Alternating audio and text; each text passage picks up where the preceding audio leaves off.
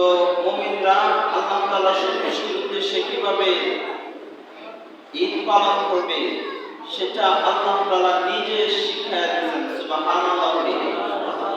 আর জোরে সুবহানাল্লাহ। আল্লাহ তাআলা নিজে শিখিয়ে দিয়েছেন যে মুমিনরা ঈদ কিভাবে পালন করবে। কত সুন্দর সিস্টেম!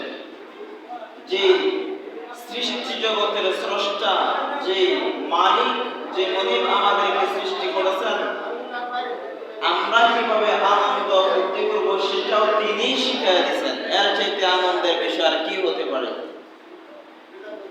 এটা আমাদের জন্য খুশির সংবাদ না? কি বলেন? তাহলে আপনারা কেউ কেউ মন বেজার করে বসে আছেন, এরকম বোঝা যাইতেছে। সবাই একটু হাসি দেন না।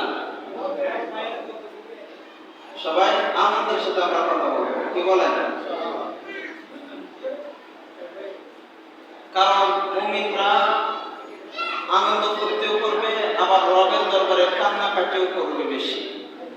এটাই মুমিনদের আদর্শ। লাকাদ কানা লাকুম ফি রাসূলিল্লাহি উসওয়াতুন হাসানাহ। আল্লাহ তাআলা বলেন, আমি নবীর মাধ্যমে তোমাদের মধ্যে উত্তম আদর্শ দিয়ে দিলাম। তোমরা মুহাম্মদুর রাসূলুল্লাহকে তোমরা অনুসরণ করে চলো, কারণ রাহমাতুল লিল আলামিনের মধ্যে রয়েছে উত্তম আদর্শ। আমরা সে নবীর আদর্শকে বাদ দিয়ে কি অন্য কারো আদর্শ গ্রহণ করতে পারি? একটু কথা বলবেন। আমরা কি নবীর আদর্শ বাদ দিয়ে অন্য কারো আদর্শ গ্রহণ করতে পারি?